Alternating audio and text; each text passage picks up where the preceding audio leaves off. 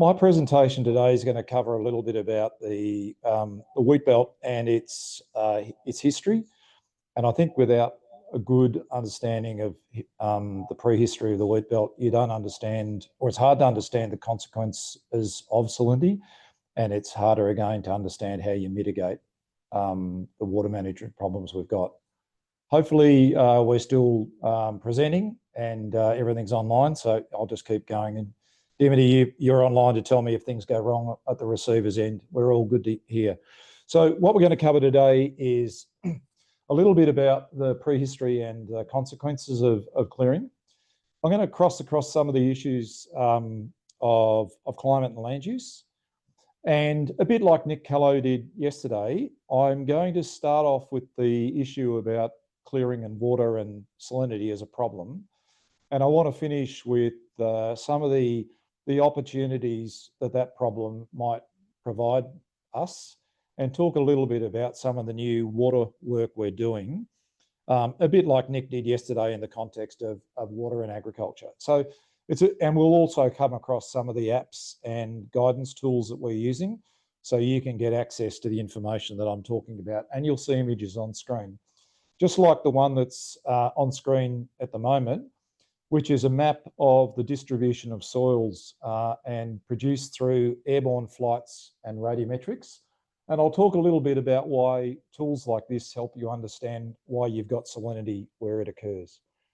Okay, so the Wheatbelt is an old story. The picture down the bottom right-hand corner is back around about 40 to 60 million years ago, when Antarctica was still connected to Western Australia.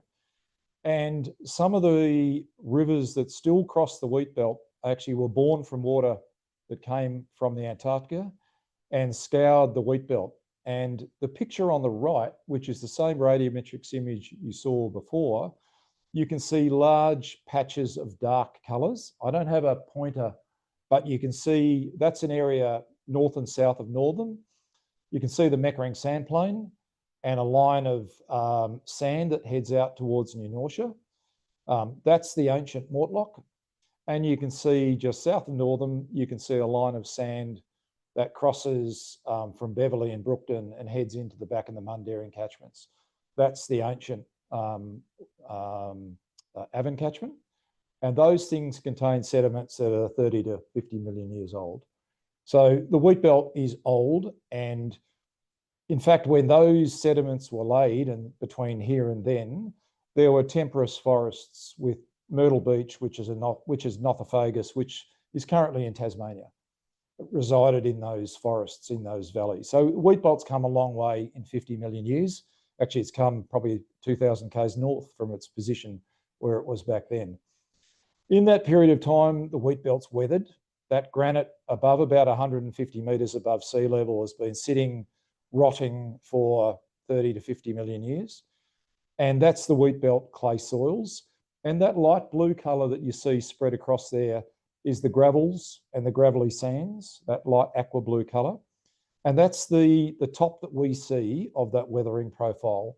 And under that weathering profile are thousands of tonnes of salt that have slowly been drifting in with the rain across that millennia. So we're kind of predisposed to two things. One is a big storage of salt, and the other is a clay blanket of soils, which means water doesn't move very far, very fast. So that's why continentally Western Australia and the southwest has a salinity problem, and it also means it's difficult for us to manage in many ways. So back in those days, as I said before, it was a Tasmanian type climate.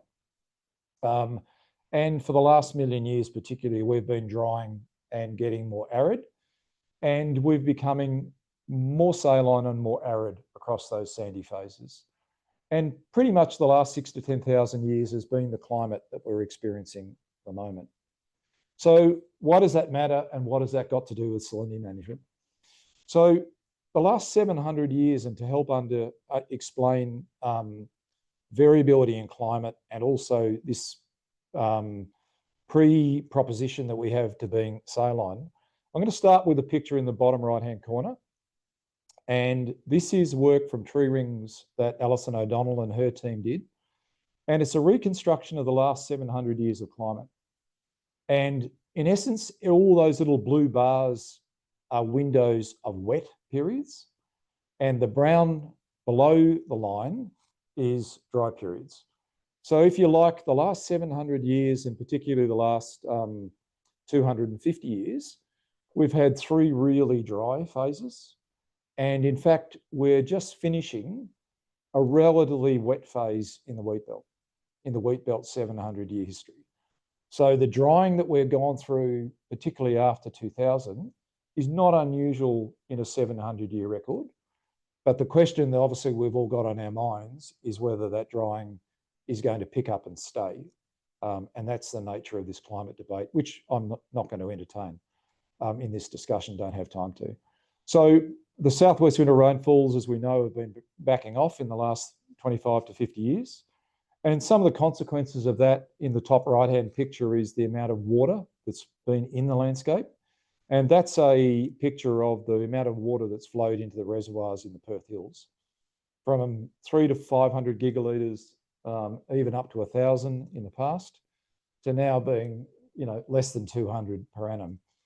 And the picture up beyond that is the forecast drying for the southwest corner that the climate models give us a vision of in its most extreme. So the dark brown is the most extreme view for the next 100 years of a drying climate.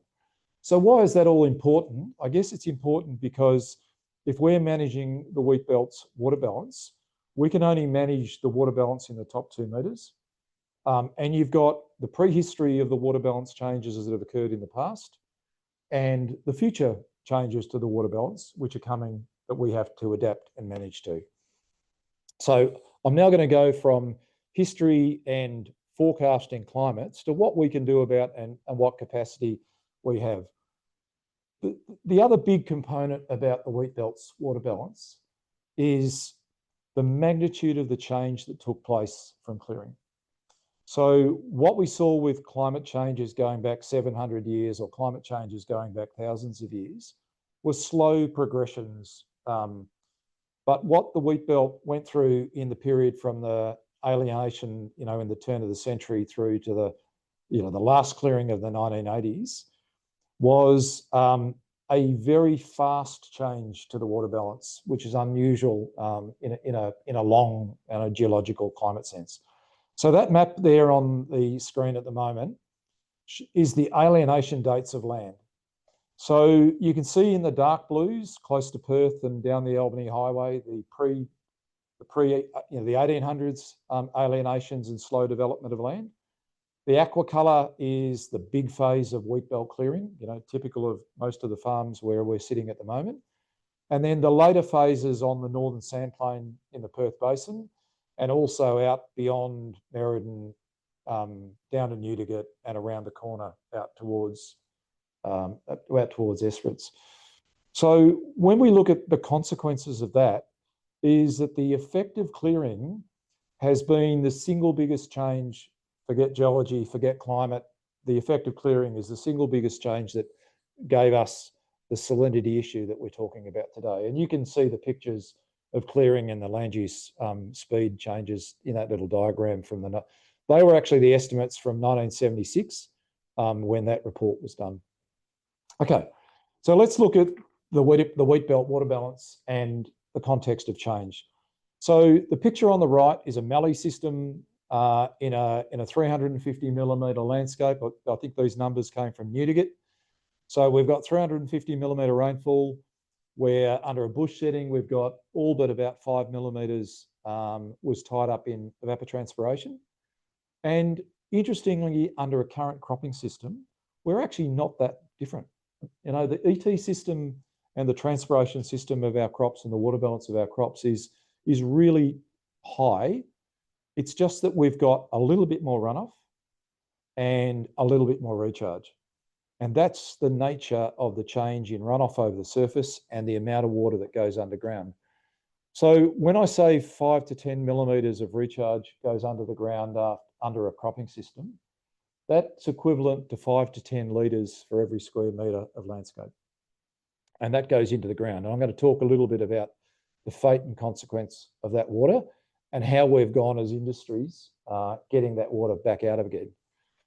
The graph on the top left is the winter wheat crop for Western Australia.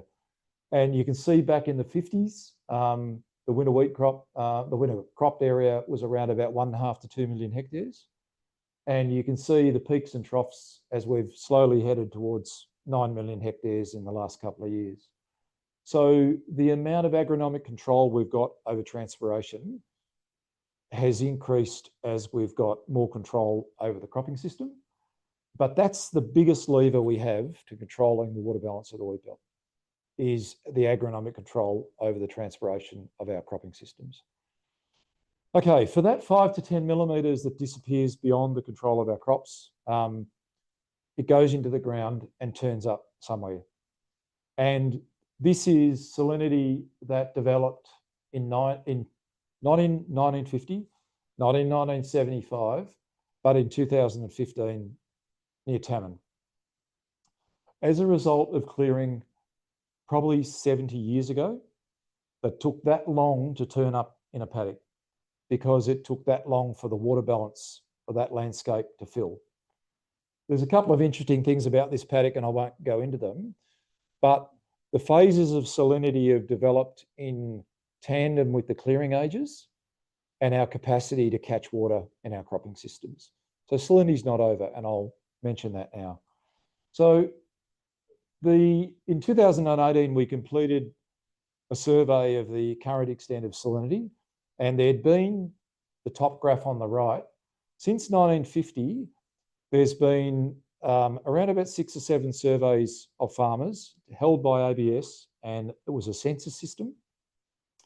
And the last time we did a survey using Landsat technology, we evolved the extent of salinity to be about 1 million hectares. And you can see the progression of the extent of salinity over time. It's not quite as easy as saying that that is as categoric as that. But when we went back in 2018 and redid the extent of salinity, we worked out that it had changed to be about 1.7 million hectares. And that included plus or minus about 300,000 hectares, because there's a whole lot of salinity that we can't map.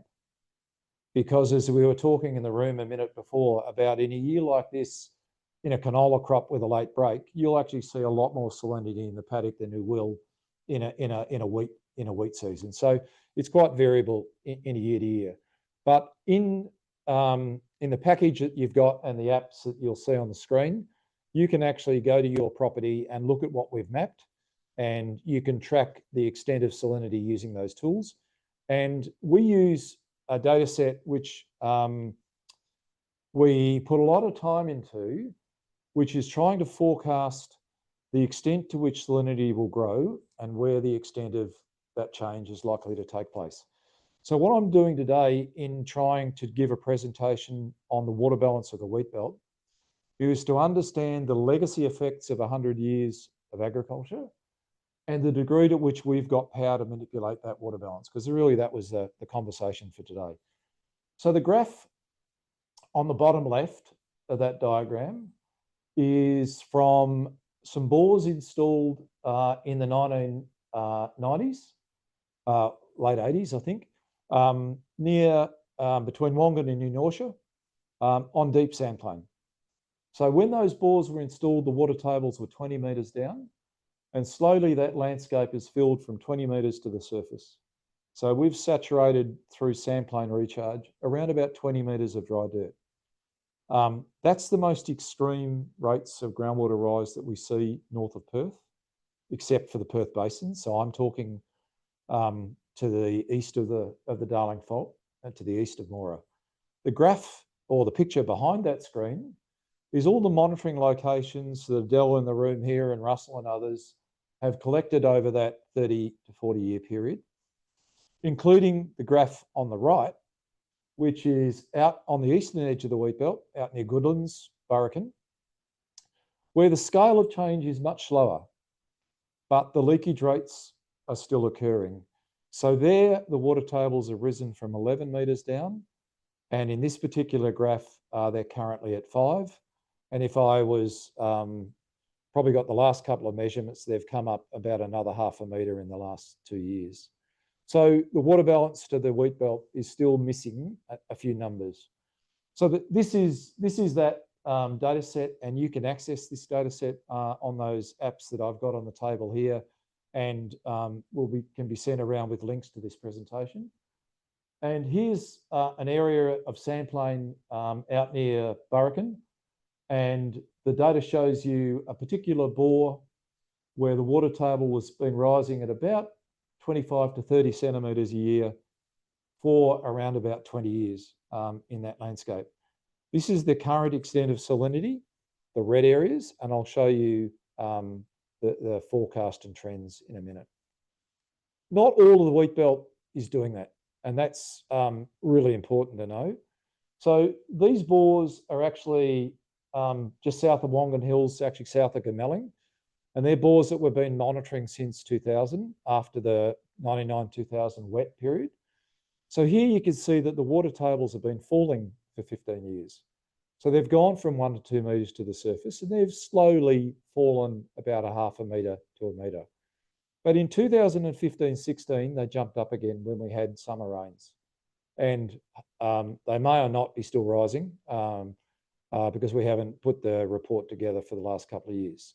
So what is it about the landscape and what is it about the wheat belt that still means that we've got this gap in the water balance?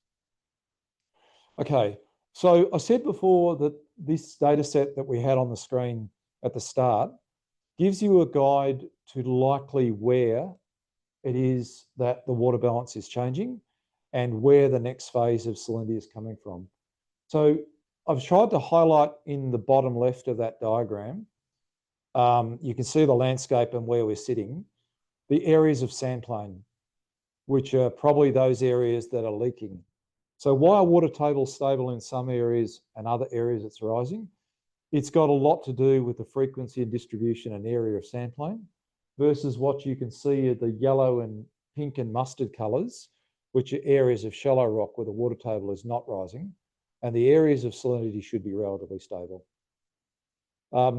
As a part of the forecasting and tools that we've got on those apps, you'll see maps like this, which are the hazard areas, where you can go and look at and think about on your farms which areas are most likely to be at hazard from this change in landscape water balance. It's not a distribution of areas that are going to go salty. It's just a landscape where it's likely that you should look and think about where to actually begin that task of changing the water balance. Okay, so I'm going to move on quickly now and just talk a little bit about, there's more than just soil type that controls the distribution and extent of salinity. Geology is a major part of that. And for that same app in that same pictures, you can inquire using those tools as to what the ground is doing at 30 to 50 metres below where you are standing. And it's a much more complicated talk than I'm going to give today. But geology will explain the distribution of current salinity, and you can use it to explain the distribution of likely future salinity. Okay, so the second part of this talk, and I won't spend a huge amount of time on this, is trying to talk about what control you've got over changing the water balance on farm. So the top two diagrams on the left are ways of removing excess water, as is the far diagram to the right. And that includes drainage, and it includes subsurface drainage. And open drainage and subsurface drainage means that you can mitigate the water table locally in particular areas, works much better in sandplain than it does in clays. And same for groundwater pumping. There's a good example of pumping trial that's been running for about 30 years northeast of here, about 30 kilometres towards Gabalong. And I think that trial is, I think it's not, I don't know if it's still stopped, but I think that particular farm has moved away to a revegetation approach now, as is this diagram here, because of the economics and the disposal issues of that amount of water being discharged.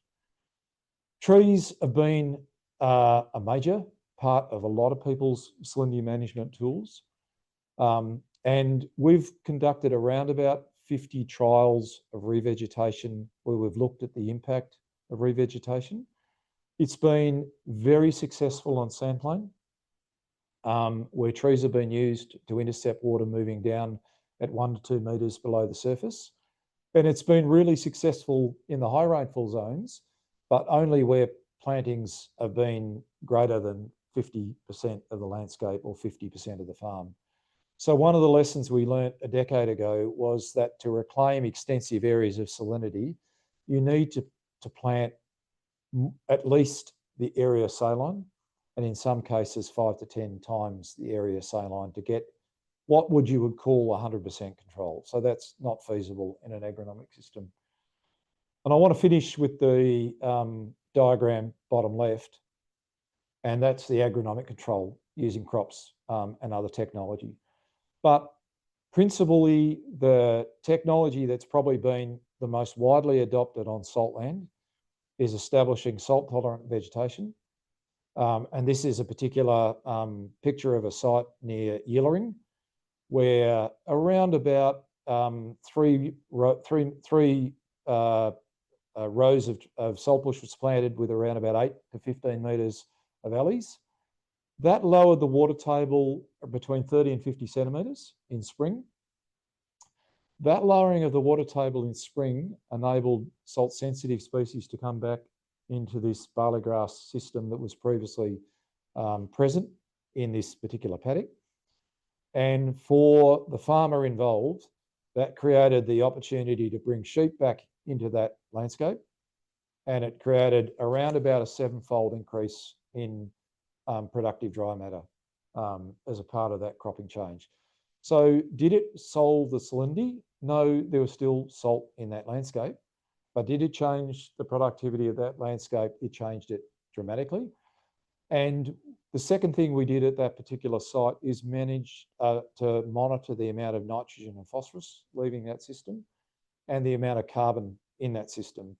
And carbon increased and phosphorus and nitrogen reduced. So as a way of increasing the productivity of salt land, it achieved several goals.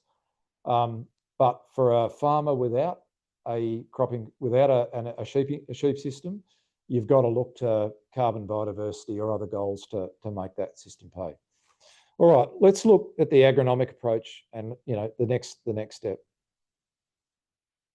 Okay, so here's a sandplain system out near Goodlands. It's actually Bob Nixon's place. I don't think Bob's online, so if I tell something wrong, he won't jump on me. And the graph on the top left is the just part of that grain crop area graph that you saw a little bit before.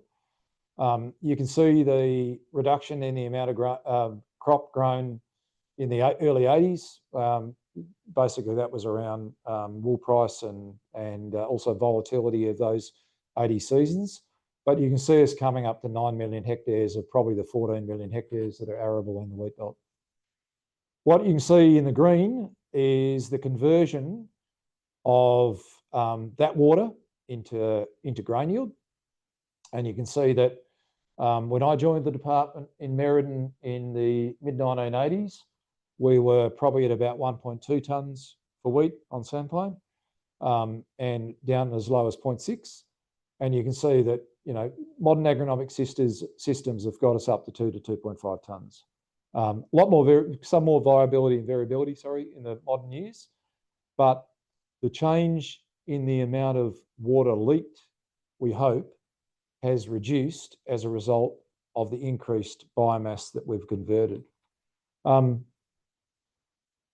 What we've got to do now is for the areas that are probably still leaking the most and causing the largest amounts of water table rise and are probably resulting in the salinity that is still coming in the next 20 to 50 years, is get tighter control on the leakage of sandplain. So the agronomic packages are getting us closer to reducing leakage, but the water table data that you saw before for Goodlands and Kerwin and other places right throughout the wheat belt is that we are still seeing the rate of water table rise that we saw 20 to 30 years ago, despite the increased control that we've got over leakage, we thought. So somewhere in the water balance of our cropping system is still the opportunity to pick up more water. And if you multiply 9 million hectares by 10 millimetres of water, it's a very small number, but it's a big opportunity. And the consequences of not doing that is probably about 500,000 hectares of land going saline. So that's the challenge of us and changing the water balance. And the picture to the bottom right with Gauss and Bob is the level to which the cropping system agronomic changes are being made, but for which there is still the opportunity and the research required to pick up that additional water. So what's going to make the biggest change to the water balance of the wheat belt to prevent another couple of 100,000 to 500,000 hectares of salt? It's closing the water balance in sandplain in particular, not exclusively, but closing the water balance in sandplain. The other process that we've got going, which is changing the way that we see soils like this, and this is particularly the less productive sandplain, is using tools like the carbon and restoration economy to drive an alternate model. And that picture top right is a 700 hectare eroded, wind eroded sandplain that's been converted to carbon. And the picture below is a not as badly acidified and not as badly eroded area, which the agronomic packages are being used. Okay, so I think I made the point that that's the challenge for agriculture, and that's where the water balance, the most change is required in the water balance of the wheat belt. Okay, let's change our mindset and remember what you've seen about the way that we're filling up the water tables and filling up the wheat belt with water, or have filled up the wheat belt with water. So Water Smart Farm started around 2019-20, and it was funded in 2021. And yesterday you heard a story about the Water Smart Dams project from Nick Callow. So the way we put this project together was to try and develop ways to increase the amount of water available to farmers in the wheat belt. The first way we did that was to try and bring the technology to the 200,000 dams that are spread across the wheat belt to make them more reliable. Accepting that we've got a scheme water supply out there as well, but this is about self-sufficiency on farm and it's less about the scheme. The other part of that project was to recognise what I just said, is that we've put thousands of gigalitres of water under the ground in the last 100 years. What are the ways that we've got to pull that water out and do something with it? The thing that we needed to do first was to find the water at a suitable supply rate. And then if the water wasn't fit for purpose, to change that water in its quality to make it fit for purpose. So when you move away from the surface water story, this is the project to try and find out if we could find water and we could treat water, because most of the wheat belt's water is brackish to saline. Okay, so the experimental sites where this has been going on for the last 4 to 5 years are the dots up the top right-hand side. And you may struggle to see that on the screen, but again, the material provided hopefully in the comments boxes with this talk will take you to this website. And the podcasts that are on live on YouTube, including Nick's presentation from Nick, very similar to the one he did yesterday, is in the screen on the left-hand side. And I'm going to take you through just a little bit of the story of some of those sites where we're going to look at water supply underground and treating water. So the tools that we use to find water are the same tools that I showed you before that describe and help you explain where salinity is in the wheat belt. We've just adapted those tools and done some surveys at a local farm level to find the sites to drill the holes, to increase our knowledge to be able to find water underground. So this work we've done in combination with Curtin University, and the tool that's showing on your screen here is one of those ones that will work, hopefully, on your place. So in setting this project up, the goal was to find water between 60 and 80 metres in the hard rock below the Wheatbelt where the fractures are present, and to find those fractures. So this is a bore that's producing around about 3 to 5 litres a second, or around about 300 cubic metres a day, or 300 tonnes of water a day. And in this particular case, it came from a fracture at about 80 metres. And it's producing water of about 4,000, 4,500 parts per million, which is the top end of livestock, of dry, good for dry sheep, just on the top end of lambing ewes. And, you know, you wouldn't want to put it through a spray rig. You could, but you wouldn't want to. So when we apply the technique that we've just described, we're getting around about 70% success rate of holes drilled. So in other words, 7 in 10.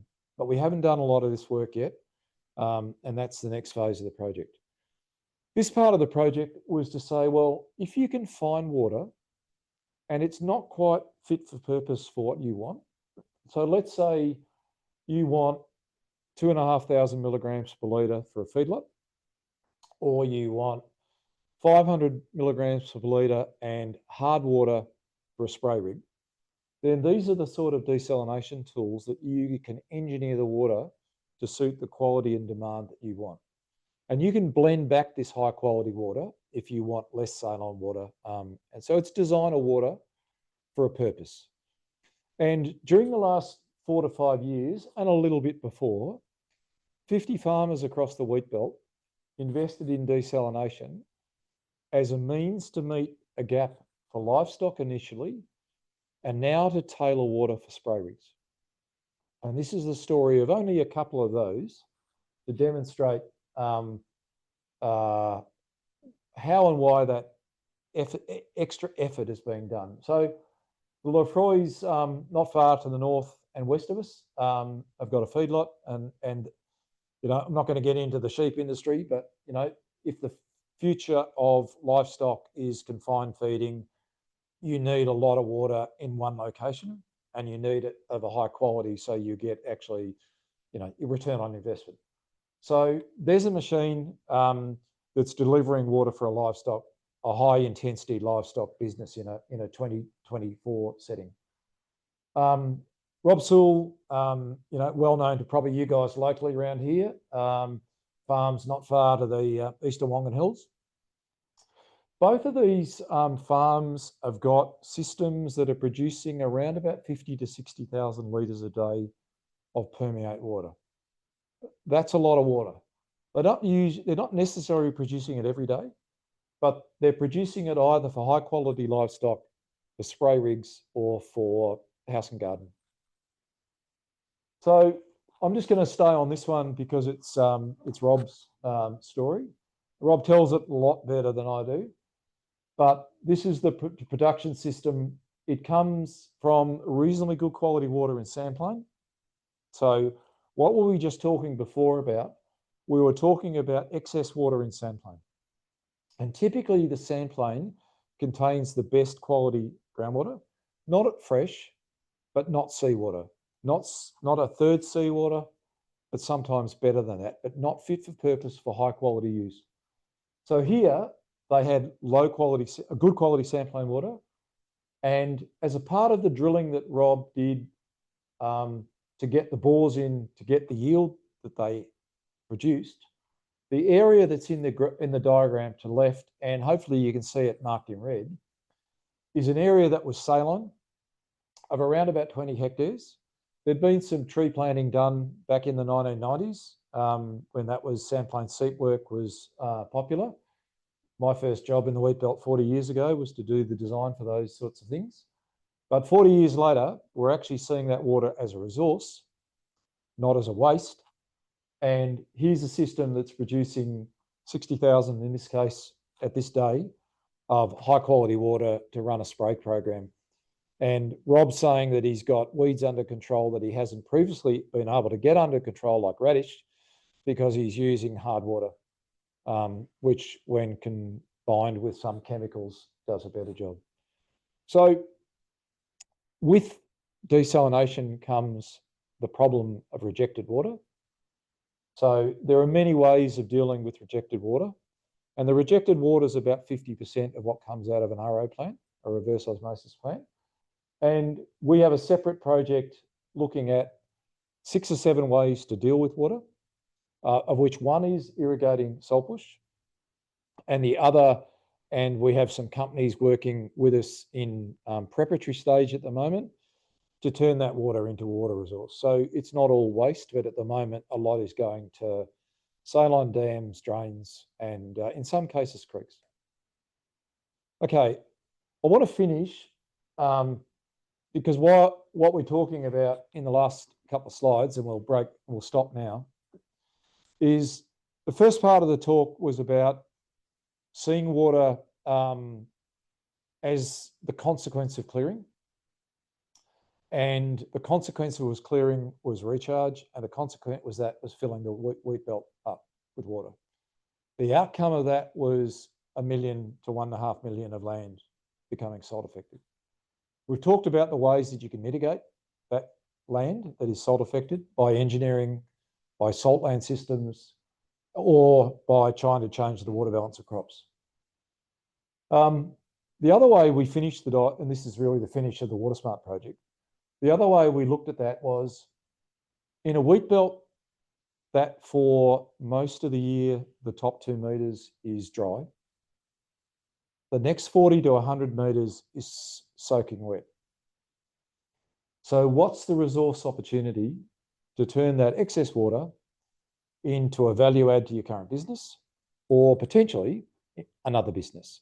So at the low end of the market are things like bottom left, a sandplain dam to fill it up with seepage of sandplain, just like many of you guys do around the Meckering area.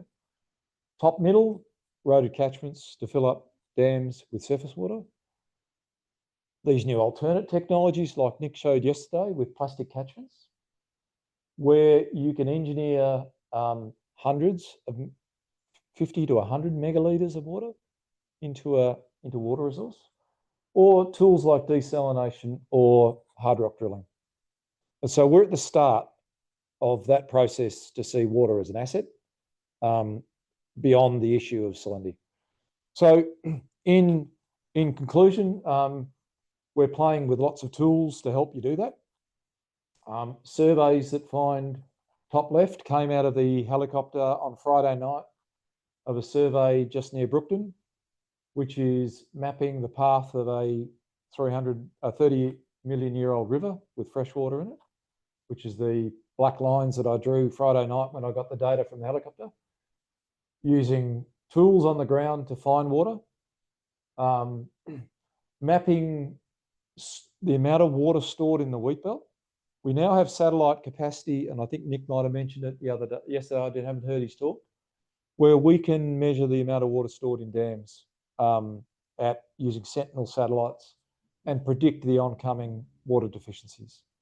To work that we're doing with industries, and 2 of the staff that have joined us recently, I'm not sure if Pippa's online, but she might be, work that we're doing to work with the livestock industries, to work at where they are, where their water deficiencies lie, and how we grow livestock industries with safe water.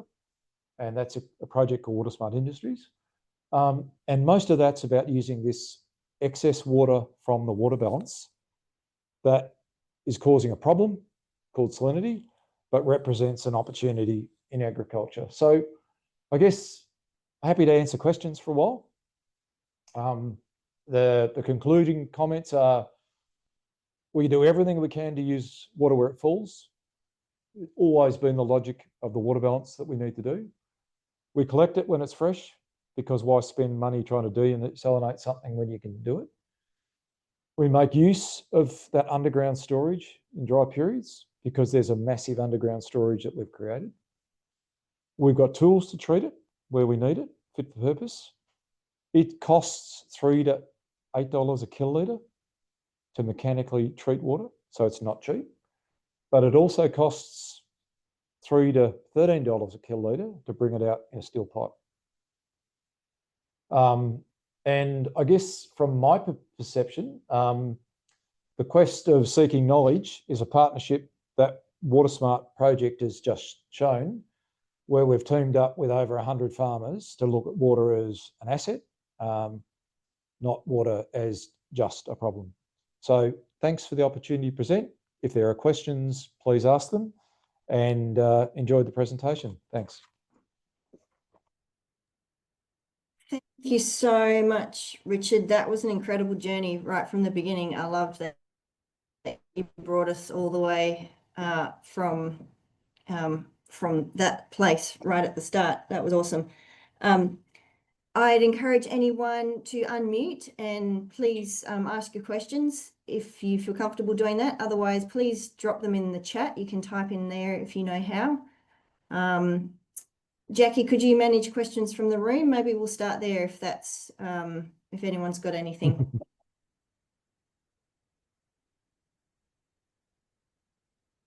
Yeah, I've got a question, Richard. Lindsay? With the Lindsay White. Yeah, Lindsay White from Connegoring. I'm a farmer there. With the underground water, the underground streams that we've tapped into with bores and wells, you know, that goes down, you know, 10 to 30 metres. When they're drilled and you go through hard, very hard impermeable layers. So that water that's there, first question is, how old is that water, roughly, approximately? And the other question is, when that water rises to the surface and is usable, it's obviously mineralised, and then when it gets near the surface, and then obviously the water evaporates and leaves the salts behind. The number of bores and wells that I've seen where they've become too saline for use, or it's easier to turn a tap on from the scheme, and they've been let go, and that is creating huge problems downstream, not far from those bores, where the water seeps through the shallower topsoil and creates problems. So that water, that mineralised water, I know roughly that's be millions, thousands of millions of years old. Or we haven't done a lot of age dating of groundwater in the Wheatbelt, but where it's been done, it's 1,000 years is a typical age for the deeper waters in those channels, and the water in the upper 30 to 40 metres of as you saw from those bores to the west of Wongan, where the water tables have risen 20 metres, it's less than 100 years old. So you've got this mix between thousands of years for water that's been in the valleys to almost brand new water that's entered higher up in the sand plane. So generally not ancient in the millions, in the thousands is common. So that's probably the question about age. The second half of your question, I guess, is a lot of the drilling done historically was done in the low parts of the landscape because it was done next to springs and seeps, because the logic was to drill where there was water already visible. That would be, you know, eminently sensible. But the lower landscape holds a lot of salt. It's been accumulating in the lower landscape, not just the salt lakes, but the lower third of the landscapes. So if I got your question, it probably meant that those earlier bores were drilled where it was already brackish, and that water's probably just got more saline. The target landscape for a lot of the drilling that we're talking about is the top third of the landscape, where the water quality is more reliably brackish and not as saline. And it's also not under pressure and not going to come out of the ground. And just another question following on from that, I think that there should be a lot more, I know it's a cost, but incentives or whatever, but there's so much water on farm that could be used like you've explained, but it's too easy to just turn the tap on, and it's a convenience thing. Yeah, and there'd be millions and millions of litres of water could be saved for spraying and on-farm use that is currently being used, provided by the Goldfield scheme. Yep. You know. So I guess the perspective that I bring to that is that there's probably half the wheat belt that don't have a scheme and don't have the pipe system, if you like. Yeah. So a lot of the R&D that we're doing that I talked about today particularly has relevance, you know, to them and to the areas that are readily deficient, and also the areas that are at the end of the schemes where, you know, deficiencies are the first places that occur. But I guess if the mindset is, rather than just have the kilolitres that comes out of the pipe sets your limit for the amount of water that you can have on your farm, if we can work on making it affordable and feasible to use all that additional water, then you've got opportunity to do more with that water. So then you think about the scheme being the minimum, and then your opportunity is to do more on farm. What we've got to do is create the exploration tools and success rates and treatment tools to make it affordable and simple. And then you'll adopt it if it's good enough. Thank you.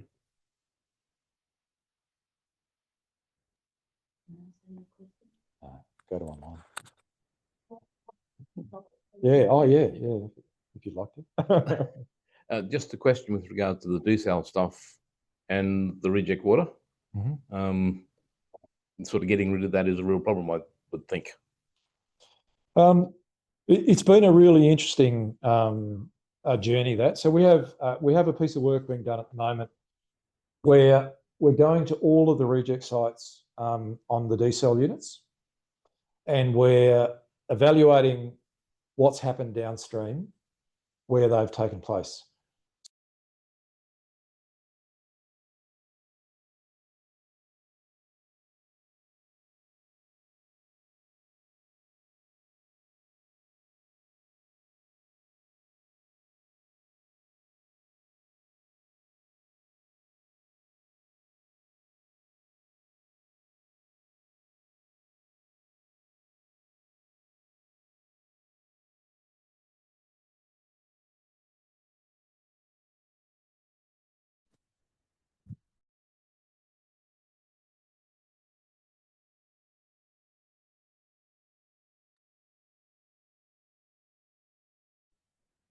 Sorry, we've just lost audio. Can somebody unmute Richard for me? I haven't touched my... I'll try it now. How are we going? Yeah, sorry, that's better. Okay. Sorry. Good, thanks, Stephanie. I'm not sure where I got to, so I'll start it again. So the question was about the reject water being an issue.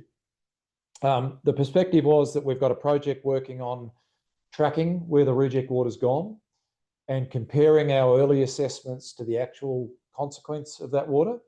And my conclusion was, just before probably I cut off, was so far the shadow of impact is very close to the discharge point, and that there doesn't appear to be a significant impact, but we're trying to put numbers around that.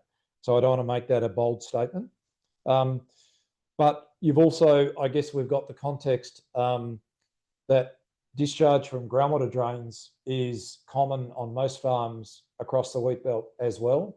So this is not a new problem for us in the wheat belt.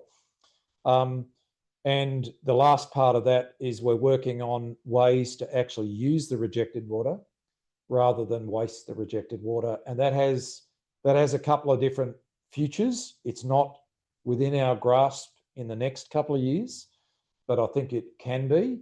And as I said previously, if the water's under probably about 50% seawater, then you can use irrigate saltbush. So there are some more constructive uses, but we agree that reject water is an unsolved problem. But I think the points that we're seeing from that is that just instantaneously looking at the problem, it doesn't actually end up being as bad as it sounds when it's first said out loud. But a good question, and it's still an issue.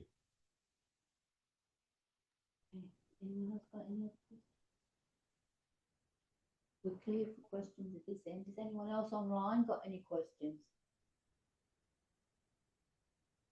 I do, if nobody else is keen. Richard, you've spoken a lot about sandplain and obviously they're important areas for recharge, but also important sources of potentially usable water. What do we do with our heavy clays and things like where are we working the landscape to mitigate salinity in those kind of soil types? Okay. So I think I said previously that sandplain is not the only part of the landscape that leaks, and there's an issue with the water balance. The issue with the opportunity in heavy soil is that your capacity to store water and retranspire it in a crop is greater because it doesn't go as far as fast. But that doesn't mean it, it doesn't leak. If you're talking about, Dimity, the question about leakage, from areas of the landscape that's not yet saline, that's an agronomic question at the moment. We've tried in a lot of the revegetation work going back, back to 20 years and back to 20 years before that. The concept of alleys was created, both saltland, using saltland species, even in non-saline valleys, and non-saline. The issue to close the water balance so that you don't get leakage. I think we talked about the same answer with the sandplain. The agronomic package to make it leak less is the one that has the most capacity because it sits on 9 million hectares of landscape, and it's the one that is currently acted upon through a commercial package. The issue about when it goes saline is a separate question.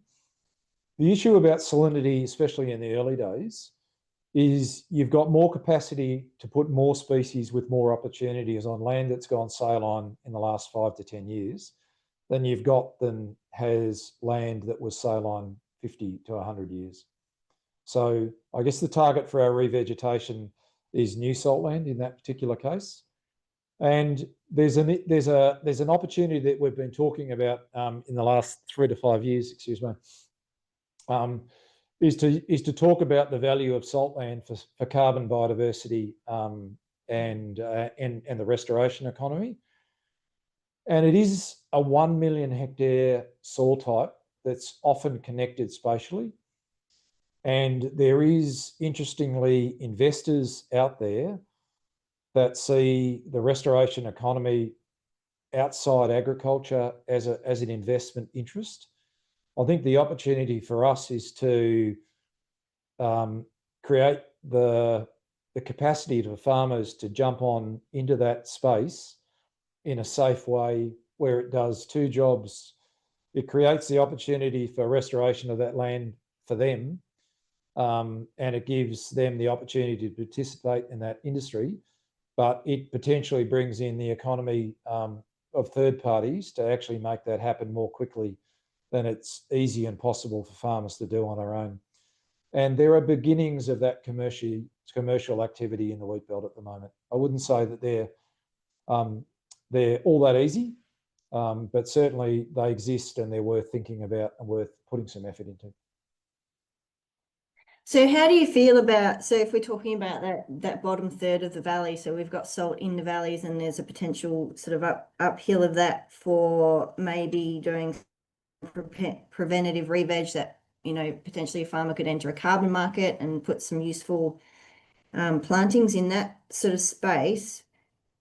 But in a lot of cases, that's still quite productive land. I mean, how does our ag department feel about putting potentially productive land into carbon?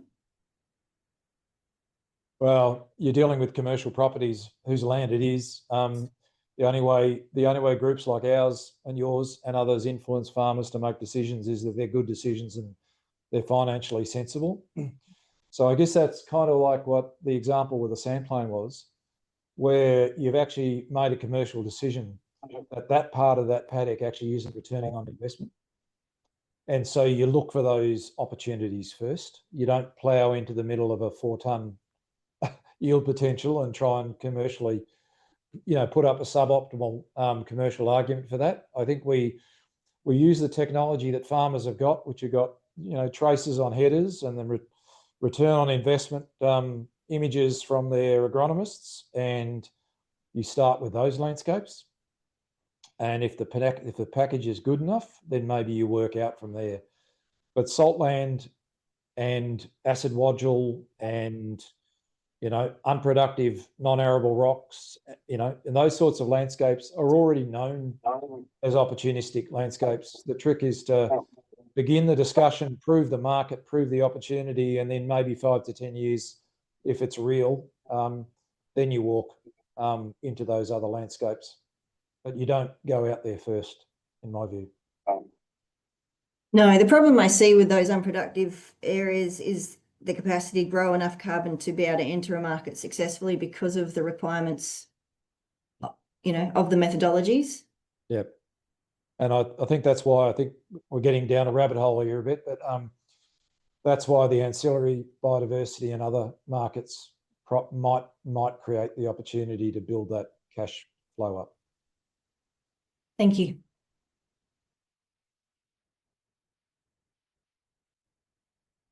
I think we're done. Back to you, Dimity. All right, Richard, thank you so much. We really appreciate you making the trip out to Wongan Hills, and thank you everyone for joining online. I want to thank Jackie and Beck, who are there facilitating that from Wongan Hills. Are you guys going to have a cup of coffee together now somewhere? Yeah. All right, we'll enjoy that.